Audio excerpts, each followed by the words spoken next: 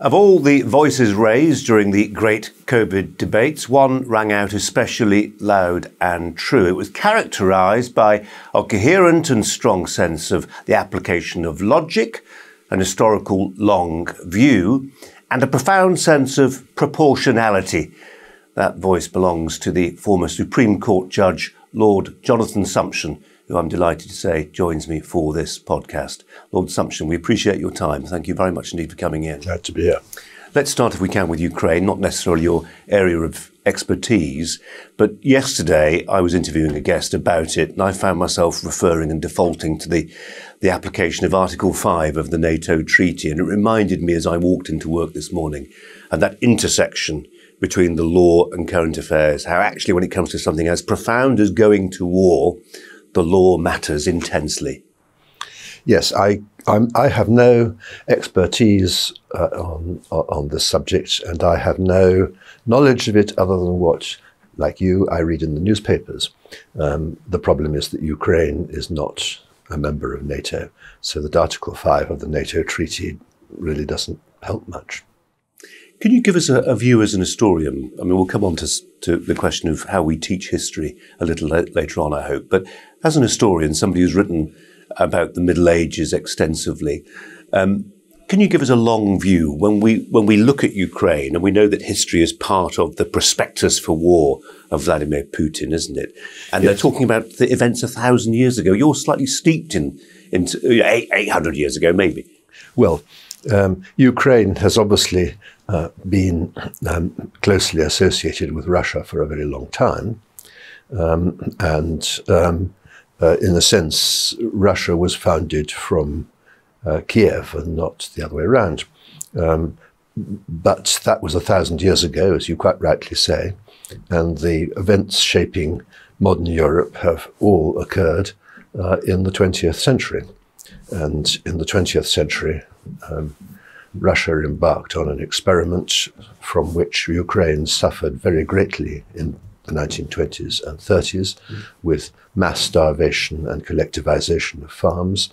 There's therefore a legacy of bitterness which was reflected in the 1991 referendum to proclaim themselves as an independent state and not just as a constituent republic of the USSR, which in any case fell to bits shortly afterwards. Let's talk then about COVID. You wrote last week these words to introduce a piece, I think in the Telegraph. You said lockdown was an extreme, crude and untested experiment embarked upon with the minimum of thought, no advanced planning and no exit route. The original decision was taken in a moment of panic, with no consideration of more sensible alternatives and no thought for the appalling collateral consequences. And you have raised your voice, as I said in my introduction, on the big COVID questions.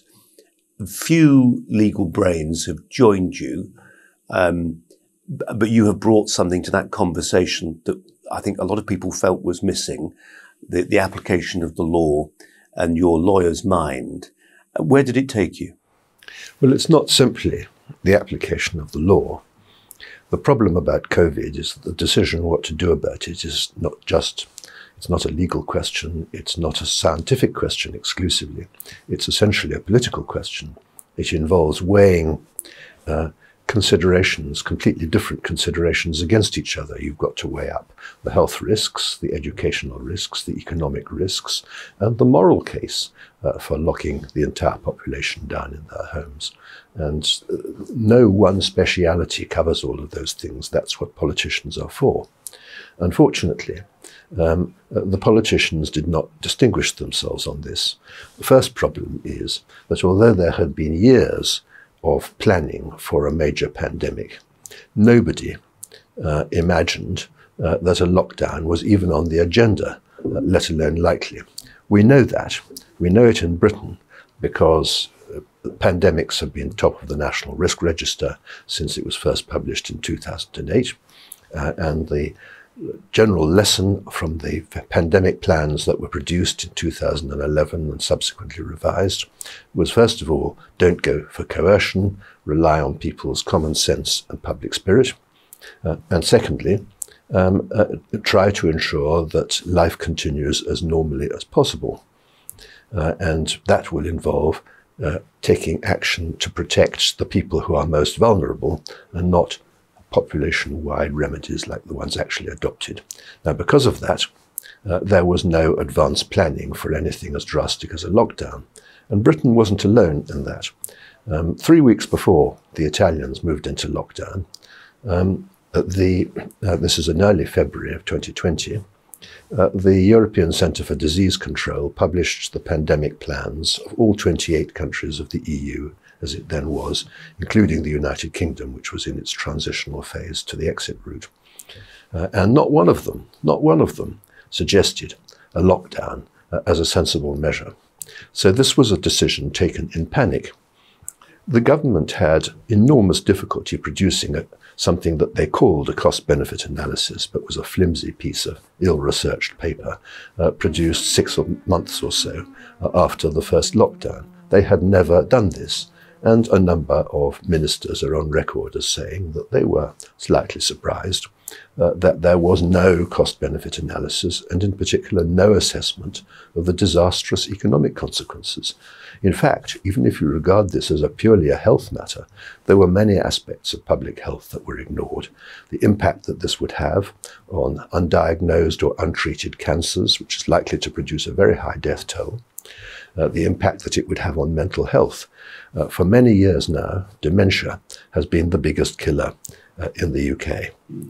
And casualties of dementia are certain to rise dramatically as a result of this. And I have experienced this in my own family, where a lively, intelligent and active member of my family who had incipient and very mild dementia declined to a terrible condition and had to go into a home. And you think that was exacerbated by lockdown? I'm sure it was. Yeah. She had whist drives, she had theatre visits, she had everything that keeps one's brain moving, and then suddenly there was nothing.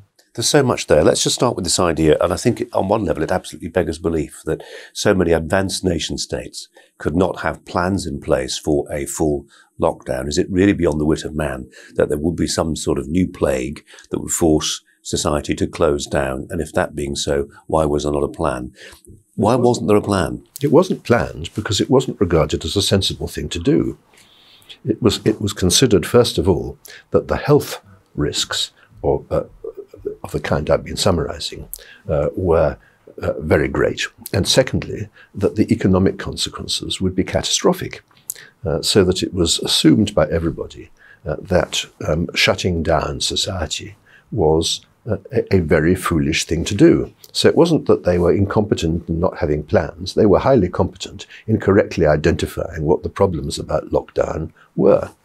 Well, the problems about lockdown, apart from the obvious ones which I've outlined, are first of all that they do not reduce deaths in the long run. They simply defer them into a later period.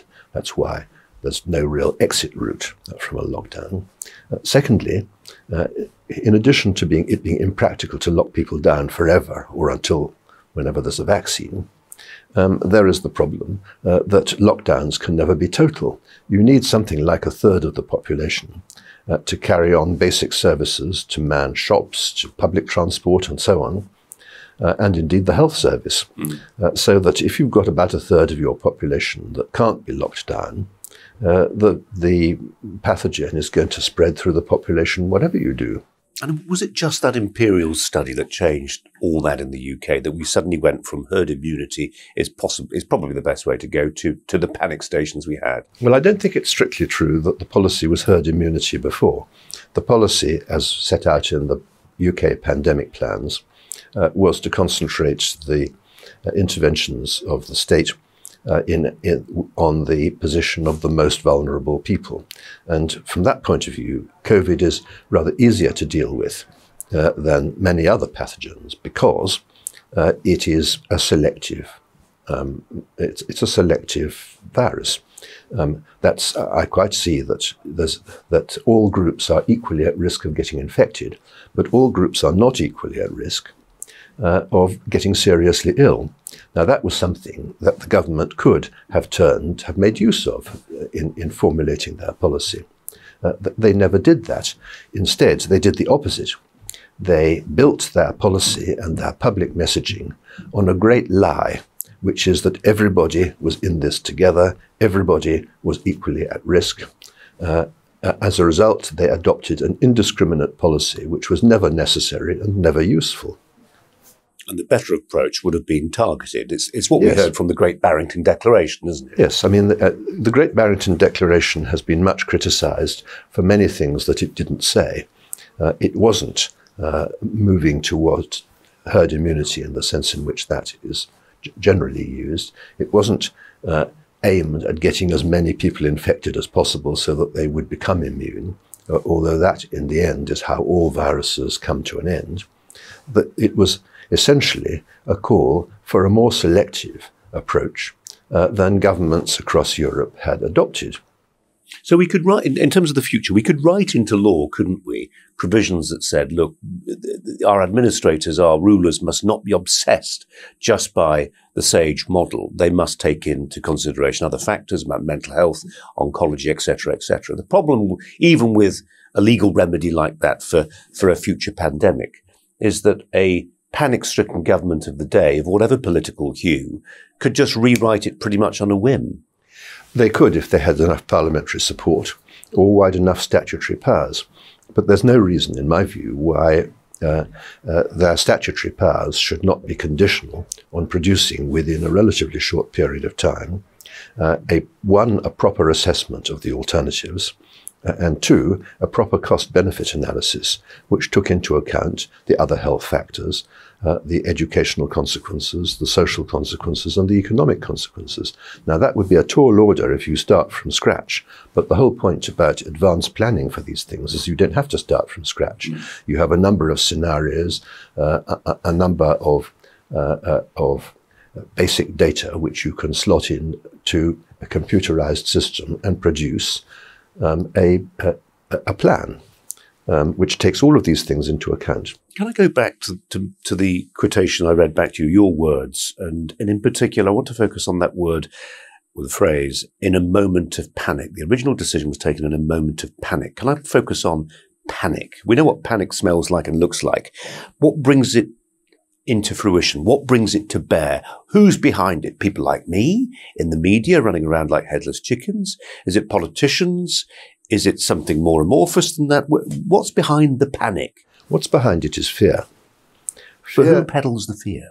I don't think the fear needs to be peddled. People have an altogether unrealistic view about what government can do. They basically believe that there is no human misfortune that can't be cured with enough intelligence and money. That is, as we have learnt to our cost, an expensive illusion. Undoubtedly, the media have contributed to the mood of fear. They have concentrated on exceptional cases as if they were the norm. I have to tell you, that's quite normal within the media. I detest it, but it's what happens. It is what happens, and some media outlets have been more responsible than others. Some have swallowed the whole of the government messaging. But it's the government messaging that I think is the biggest single factor. We know that this was deliberate, because on the 22nd of March, the day before the lockdown was announced, there's a very interesting SAGE memorandum from their behavioral unit, which says we've got a problem, which is that some people may think that they belong to a demographic, i.e. to an age group, which isn't really very much at risk. Now, of course, that is what some people thought, and they were not unreasonably. They were dead right. All the figures bear this out, and all the information available at the time bore this out.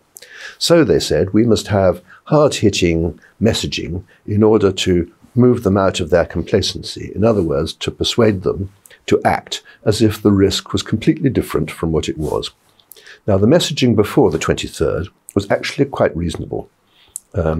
Chris Whitty's statements, for example, were designed to reassure people that although this data-led as well, they allowed you to a degree to make your own conclusions. Yes, they were. That's exactly right. They also, Chris Whitty, in a very well-known press conference before the lockdown was announced, tried to persuade people that although this was a serious issue, it seriously affected a relatively small number of people, and that people should keep their heads. Now, that kind of balanced messaging completely disappears after the 23rd. And this is, I think, a very serious issue, because the most important thing in any kind of national crisis is that people should trust the government. If the government puts out false messages, then sooner or later they're going to be found out. And when that happens, people are going to stop trusting them. There are a number of other reasons why this particular government has lost the trust of people connected with their own observance of the rules or lack of it. Another topic, I dare say, but, you know, that is one of many contributors to a loss of confidence in government, which is really very serious. Just in terms of the behavioural sociological input to SAGE, we saw people like Susan Mickey, an avowed former, if not still, communist, acting on SAGE and advising SAGE. Was it a victim of ideological capture, do you think, SAGE? I don't think so, no. I mean, I don't know enough about the details, but there's some very distinguished scientists and modelers on SAGE. The problem is they were told what to model, and they were only concerned with the health implications. They all accept that there are many other considerations to be taken into account. Chris Whitty and Patrick Vallance said that in their evidence to the Technology Committee of the House of Commons at a very early stage. But they then went on to say, but it's not our job. The trouble is, it's got to be somebody's job, because these are very important considerations. For many months, it was nobody's. You said a moment ago something which reminded me of a common refrain from my late wife, who would say, people now expect the state to sort out every problem that life throws at them. And as a former student of Keith Joseph, for people who aren't aware who Sir Keith Joseph was, he was to some degree one of the ideological engines behind Thatcherism, close advisor to Margaret Thatcher. And you worked for him, I think. I worked for him. I wasn't an ideological soulmate of Keith Joseph's. Okay. I voted Labour at the time. Okay, well, interesting. But, you know, my point is that Keith Joseph, I think, would recoil from the idea, which seems pretty commonplace now, that the state is there. Yeah. And I'm not talking about the state just acting as a blanket to catch people who fall and have to be caught and propped up and all the rest of it, but to solve every single problem that life throws at us. Yes. Well, this is an important factor. It's not new. You can see it building up from the time when Britain first became a democracy at the end of the 19th century. This is bound to have the effect, and it's had the effect in almost every other democracy in the world. It's bound to have the effect of raising expectations of the state. You then have 2 world wars in which the state, with public consent, turned itself into a temporary and, I think, necessary despotism for the purpose of organizing the resources of the nation so as to defeat Germany. And they did that extremely skillfully and well. And these things increased confidence in the state and persuaded a lot of people that there's frankly nothing that the state can't do if it really sets its mind to it and applies sufficient resources, so that every misfortune becomes a political accusation against the government in power. And governments then react by introducing all sorts of ill-thought-out and hasty laws, sometimes under primary legislation, sometimes under delegated parliamentary powers. And the whole thing feeds in a sort of cycle of fear, panic, and false messaging. This is a classic route to bad decisions, which we have successfully resisted for most of our history, but not so successfully in the last 2 years. The late Roger Scruton, I never really fully understood this, I'm not a lawyer, but he felt the English common law would be the great bulwark against what you just described. Can you explain how that might have worked but doesn't work anymore? Well, Roger Scruton had a romantic view about English law, which he was wrong. As somebody, no, there's a place for romanticism in life and even in law. But I think that he attributed to the law greater wisdom and greater capacity to sort out difficult and technical problems than it really has. The common law has a number of instincts, but they all yield to statutory authority. So that's one reason, the main reason, why you can't rely on the common law for everything. The government has got, and it needs to have, really very extensive powers by statute to do all sorts of extremely drastic things. One reason why we have traditionally given the government these wide powers is we have a degree of confidence in the quality of our institutions and the quality of the individuals who manage them politically and within the civil service. There were all sorts of things that we assume would be unthinkable, even if they were technically within the powers of the government. Would an example be the Prime Minister? How about lockdowns? Lockdowns, in my view, are not within the power of the government under the Public Health Act, which is the power that they used. But although the courts have now held, bowing to the wind, that they are, they're certainly within the powers of other statutes, which the government declined to use because they involved too much parliamentary scrutiny and they weren't too keen on that. So that is a classic example of something that they do have power to do, but there were certain things that were unthinkable. Professor Ferguson put it very well when he said in a notorious interview with the Times that we thought China is a totalitarian state. We couldn't possibly get away with this here.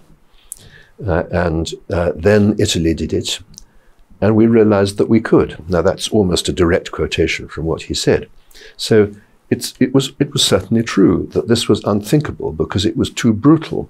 It was too much contrary to British traditions, which rely on the common sense of people in protecting themselves, provided that they're given sound advice and accurate information, particularly by the state. Then the whole thing was abandoned in a mood of follow my neighbour. To use British traditions to the advantage of all requires an understanding of British history. I mentioned earlier that you are an historian of some repute, four volumes looking at the 100 Years' War. 5 from next year. Somebody compared it to Sir get my plug in. You can. Somebody compared it to Sir Stephen Runciman's 3 volumes about the Crusades, which I read many years ago. I regard that as a very flattering. Well, it's very flattering, isn't it? Because Runciman was a very fine historian. And a medievalist like you. Yes. They're not only a medievalist. Why don't we care about the Middle Ages anymore? Well, all human experience is worth studying because humanity doesn't change as much as we think it does. What changes is the technical capacity of mankind to achieve results, but their instincts remain exactly the same as I think they always have been. In fact, that is one of humanity's great tragedies. Its technical capacity has increased so much more than its moral sensibility. The way we teach history, you've described it as appallingly narrow now. I think I know what you mean. I think I've sat through enough parents' evenings where we're told it's going to be the Romans, the Holocaust, civil rights in America, maybe the Tudors, and not much else. That's true. I think there is a big problem about the history syllabus, in particular for GCSE, because although there are a number of options, almost all schools do 1914 to 1945. Now, that's an important period in our history. We were talking a few minutes ago about Ukraine and Russia. The 20th century, those 30 years were the formative period of the 20th century. At the same time, there's a problem about studying nothing else but that. It's particularly a problem around Germany. We are still bringing up a generation of children to think of the Germans as the people responsible for 2 world wars and for killing 6 million Jews and untold numbers of people in the countries that the Nazis invaded. Now, that happened, and it was a huge world tragedy. But I think you get a completely misleading idea of German history and German civilization by taking those 30 years as your classic period. I mean, if you know nothing about German history other than 1914 to 1945, it's not surprising that you have a distinctly negative view of one of the great technically competent and literary nations of Europe, with a wonderful culture and history extending back many centuries. John Kampfler wrote a fantastic book last year called Why the Germans Do Things Better. And it was quite They don't do everything better.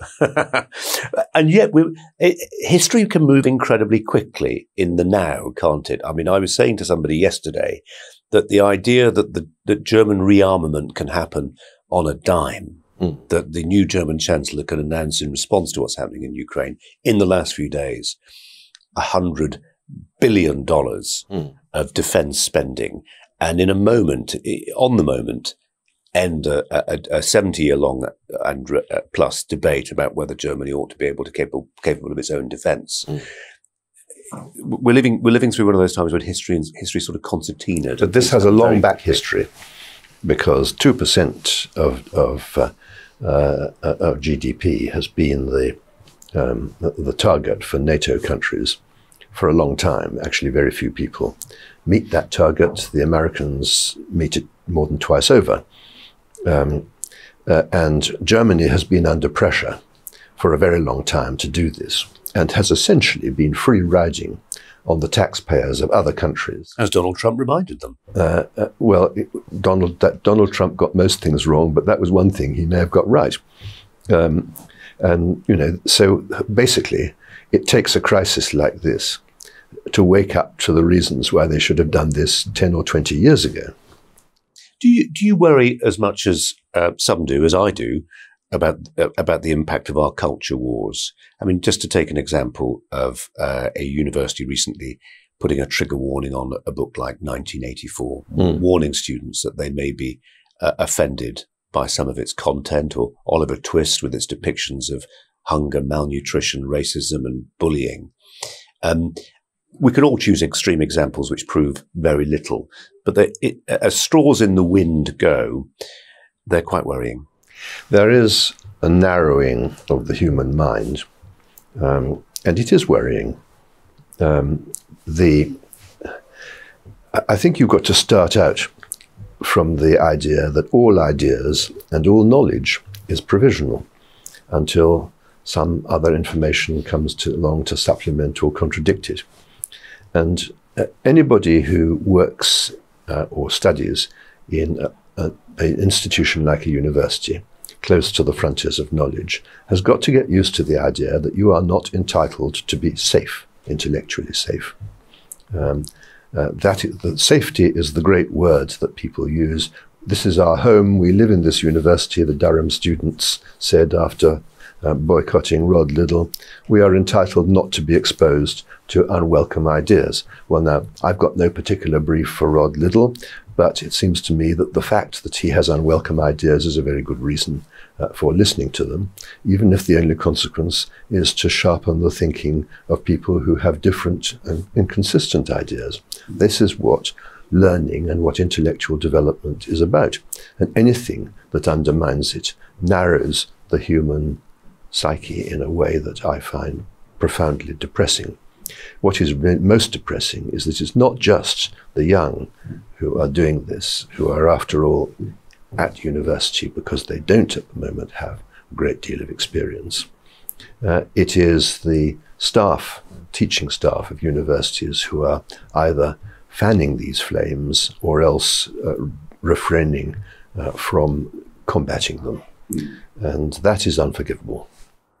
I wonder whether your tribe, the legal tribe, is as helpful as it could be in this compared to my tribe, the journalistic tribe. I mentioned, there's Rod Liddle. Mm-hmm. You're looking quizzical. There's Rod Liddle. a journalist of some repute. I worry one day I'll need to join a march for Rod Liddle to keep him out of prison. People like Rod Liddle.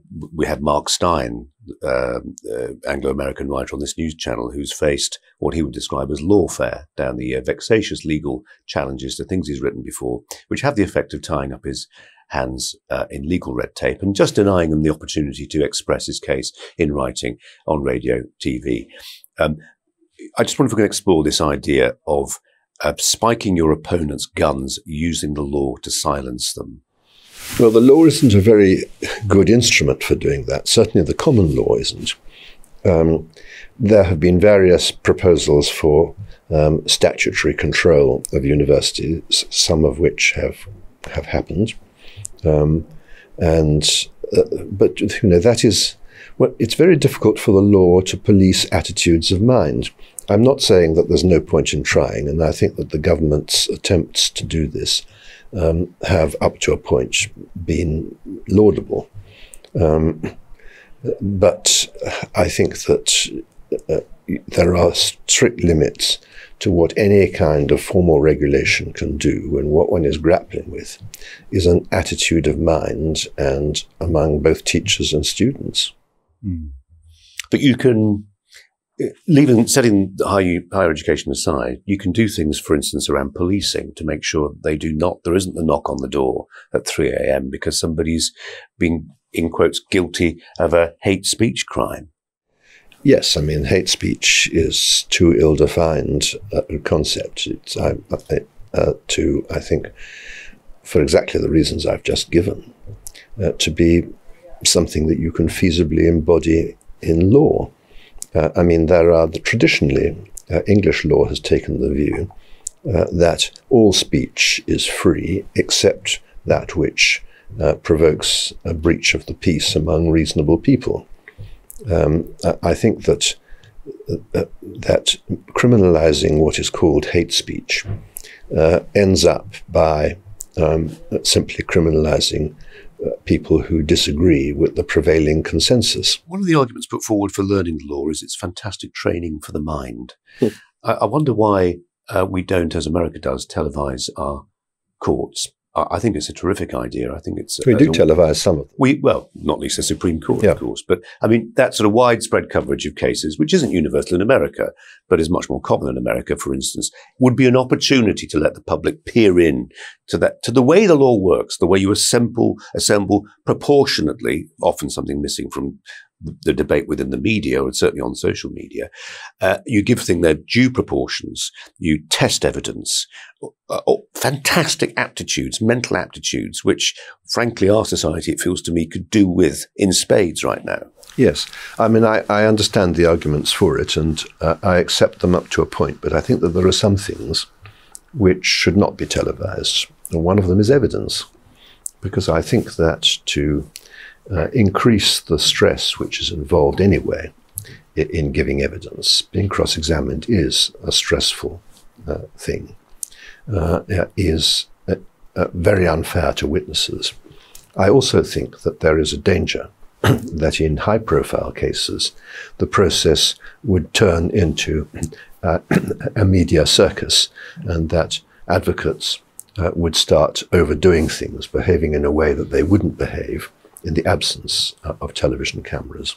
Now, I have to say that there were misgivings of that sort expressed at the time when the Supreme Court decided to televise its own hearings, live stream them. And that those misgivings have turned out to be unjustified. I know of no example where there's been any playing to the gallery. Can I suggest one? When Lady Hale adopted a spider brooch for the announcement on the prorogation in relation to what was happening in Brexit, I think I wasn't alone in looking at that and thinking that's a little bit of grandstanding, and it was wrong. I don't think that it was grandstanding. I mean, she has a number of brooches. I don't think she chose that one because she thought it would get attention. It got attention. It did get attention, but by that time it was too late. I mean, the most unexpected things cause public attention. On the third day of the hearing in Miller No. 1, My children informed me, I don't follow social media, that my ties were causing a sensation on Twitter. Actually, I just took the first tie out of the drawer, and it turned out to be quite a jazzy tie. It may even have been this one. It's not always contrived, is what we're saying. No. And the moment I saw this, I deliberately chose the dullest tie that I could find. Which you haven't done today. Maybe judges should be better at predicting the impact that trivial things have on their reputation, but they're not. You are on record as having been a Remainer, but somebody who felt there was foot dragging when it came to letting the writ of Brexit run. We're there now, though, aren't we? I mean, it's accomplished, it's done, we don't look back. Yes, I mean, I think there's a great deal wrong with the European Union. But it seems to me that one can accept that while also accepting that the advantages of membership outweighed them. Now, it's a value judgment. Many people obviously formed a different value judgment. That's the view that I would still take. But you're quite right that it has happened. It's not going to unhappen. So we obviously have to make the best of it. How disturbed were you by that Daily Mail front page, enemies of the state, and that idea that enemies of the people, yeah. Forgive me, that judges were partial and brought the baggage of their own personal ideology with them? And can I frame it in this context? And it comes back a little bit to Ukraine. You represented Roman Abramovich. Reputedly, it was the most lucrative legal case in British legal history. Who knows? I don't know about the others. But there are people getting upset about the idea of oligarchs being represented now. But surely the law has to represent everybody, regardless, right? Right. I mean, Abramovich was sued.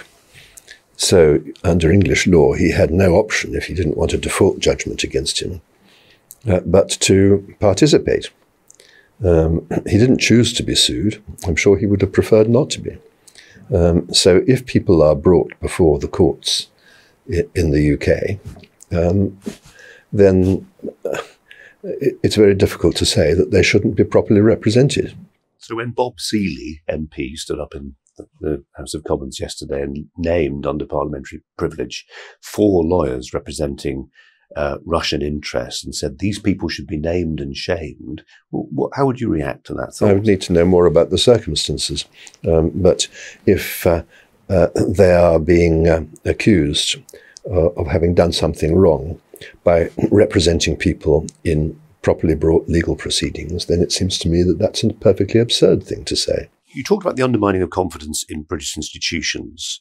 I would suggest that one of the things that's undermined confidence recently, and certainly something that fills our inbox more than any other, is the question of migrant crossings. The idea that a government can no longer control who is coming into their country and has no idea who they are.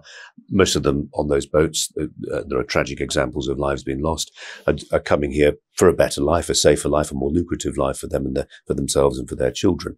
But unless we can check, obviously, we don't really know what their purpose is, and so a small minority will perhaps wish us harm, or at least wish us no good.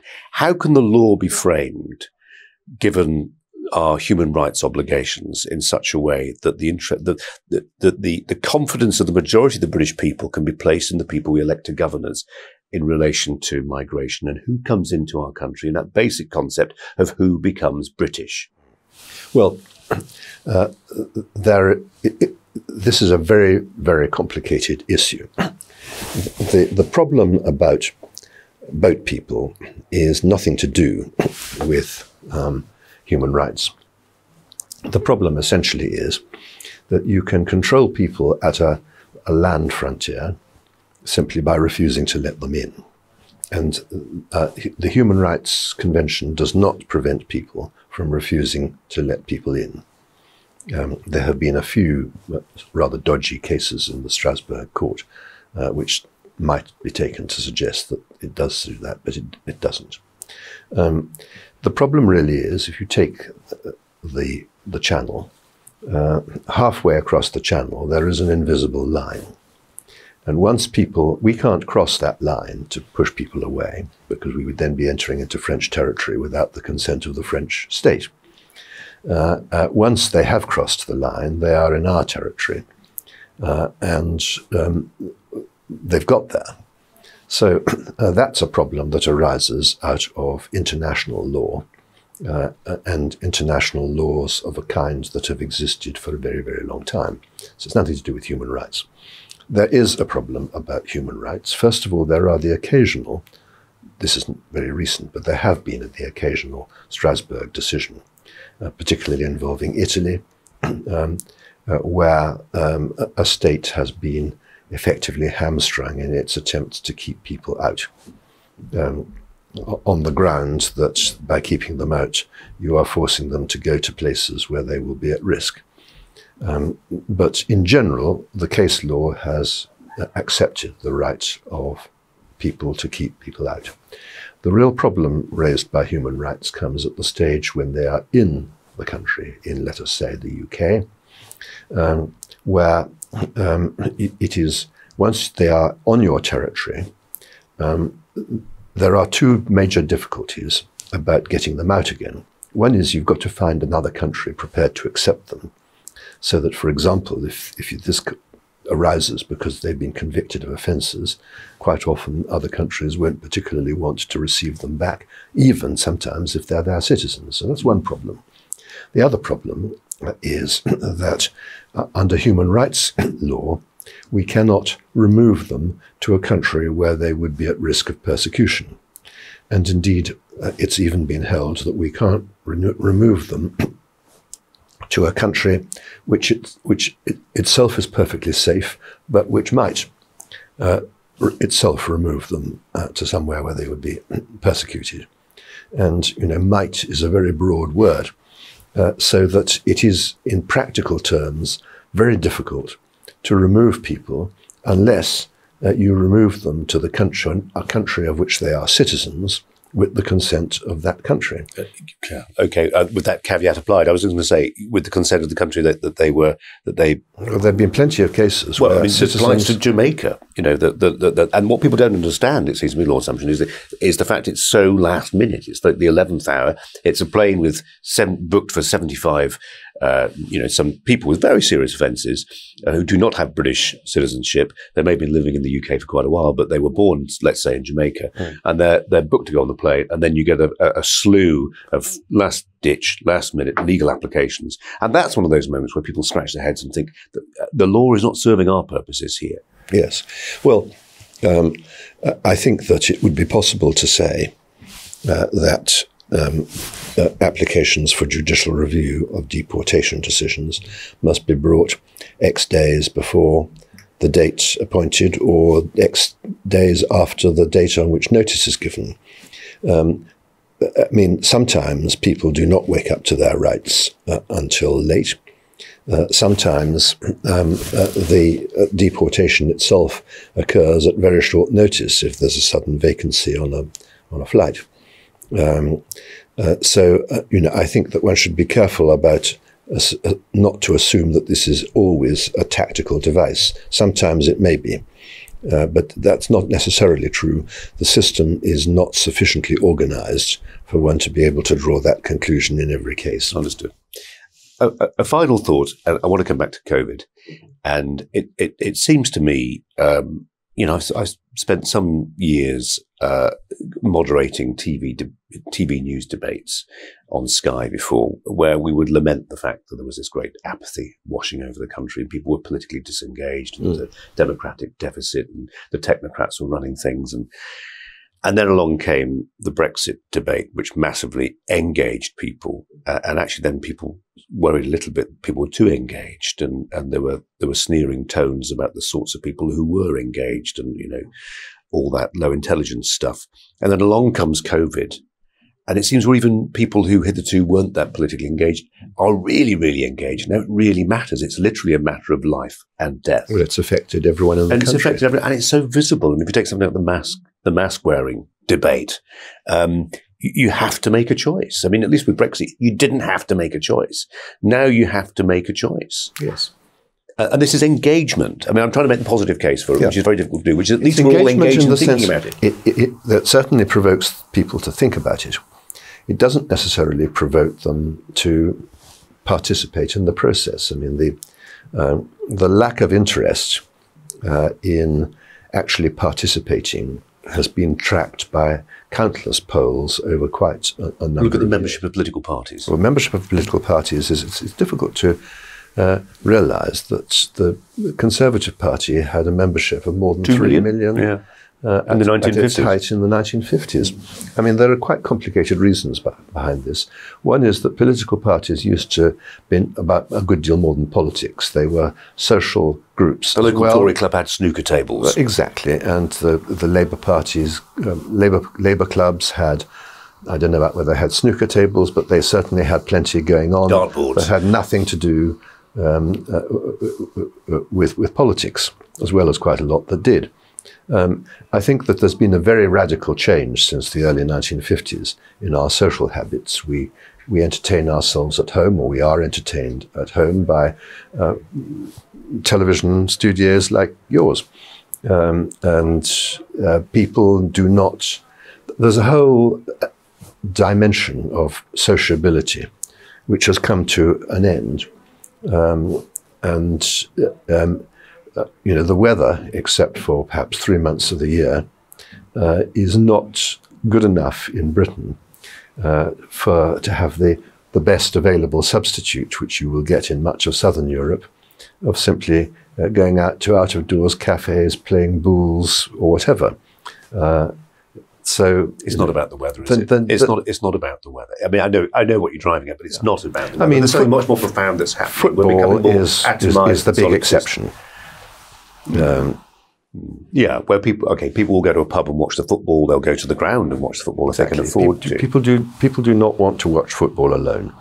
They like to be at the stadium or sitting in a pub with 50 other raucous individuals, and that's great. It's easy, middle-aged men of a certain age, women of a certain age. The world is going to hell in a handcart, and I don't want to be. I don't want to be. I like the idea of romantic optimism, so let's keep that going if we can. Well, I leave the romantic out of it, and I would call myself an optimist. What makes you optimistic? Ultimately, I think that people always sort themselves out, and people acquire a sense of proportion. The problem is it can take a very long time. Public mentalities change very slowly. And I think it will take us a long time to get out of the mentality that made it so easy for the government to impose lockdowns, for example. But it does happen in the end. People don't like living under a despotic state. They may accept it for short periods. At the moment, they may be in a mood to accept it for long periods. But the taste of it stinks, and they stop eventually. Lord Sumption, we appreciate your time. Thanks very much indeed.